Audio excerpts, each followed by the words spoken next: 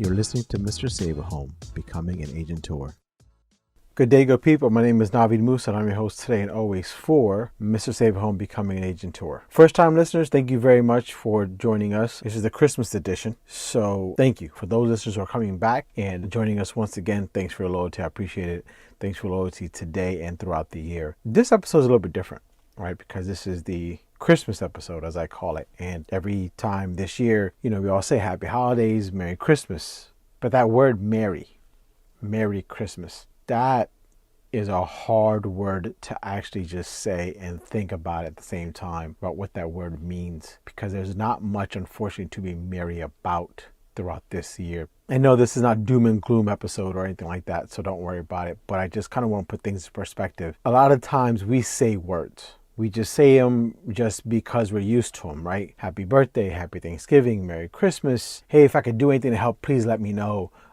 Prayers to you. Just all these sayings, we just say them because it's the right thing to say. And there's nothing wrong with that. There's nothing wrong with that at all. But if we think about the words that come out of our mouth, this holiday coming up, this Christmas coming up, where it's Merry Christmas, it's different. You cannot not acknowledge that it's different this time. Depending who you are and your mindset, it is hard to say Merry Christmas because of that word. What is there to be merry about? Many of us, not me and my family, God bless, unfortunately, because many people out there facing evictions here in a couple of days, in a matter of weeks, facing decisions on a daily basis, what to pay rent, pay the heat bill, pay the electric bill, get food on the table.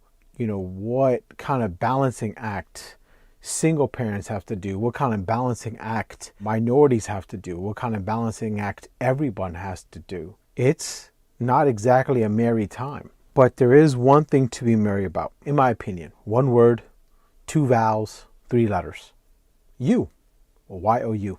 You are something you should be merry about. You're able to listen to this. You have the ability to hear. You have the ability to hopefully see. You have the ability to make decisions, albeit hard ones. And that may sound a little bit cheesy or a little bit cliche, but it's true.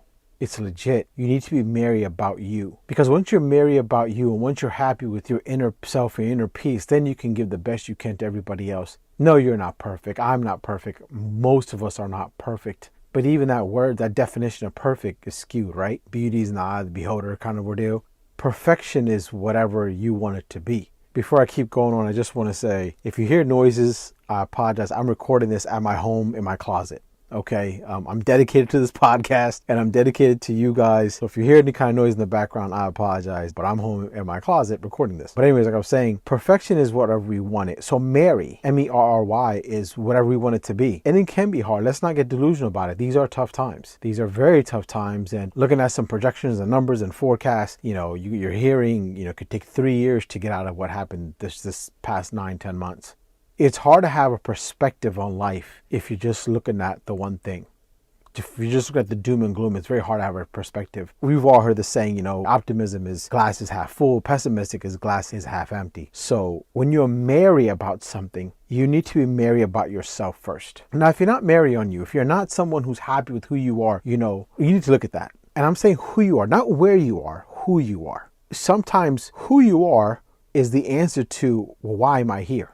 Right? Because if you're an asshole, you're in a shitty place. It's just honest, right? So you need to be somebody, in my opinion, you don't need to be holier than thou or anything like that, but you should be somebody who's able to look yourself in the mirror, to be able to look your family in the face and look into their eyes, more importantly, and speak freely and speak with emotion and compassion.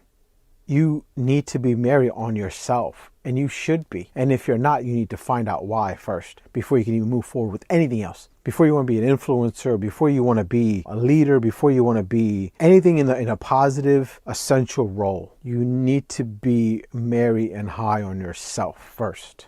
So I try to bring a sense of reality every time I do a podcast. I try to bring a sense of reality and actuality, and that not everything is going to be, rainbows and unicorns and sunshine every single day. And that's okay. I think those are the days, those gloomy, doomy, rainy days are the ones that kind of builds us and defines us. And unfortunately, sometimes it defines who our friends really are, right? Someone posted on the social media, what's the biggest thing you learned in 2020? I would say I learned a lot of things, but one of the things that sticks out in my mind is who my friends are versus who my associates are. Prior to this, I would check in on people so many times. I would check in on them, how you doing, what's going on, let's grab lunch or whatever and stuff like that. And then prior to the pandemic, I even stopped, say, you know what, let me just see. And let me tell you right now, the reciprocity of those text messages and just those checking in text messages, they stopped.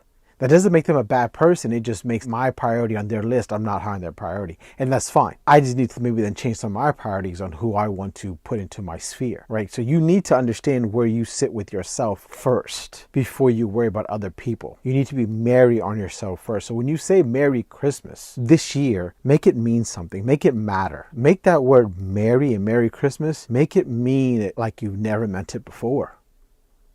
That's what I got for you guys.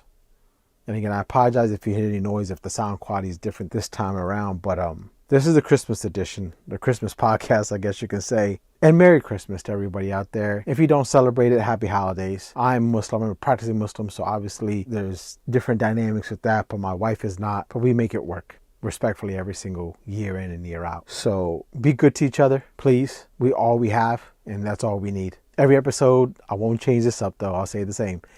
Never, ever chase the money, always chase the deal, do right by the client, and everything else will fall into place. Be good to each other, guys. Take care out there.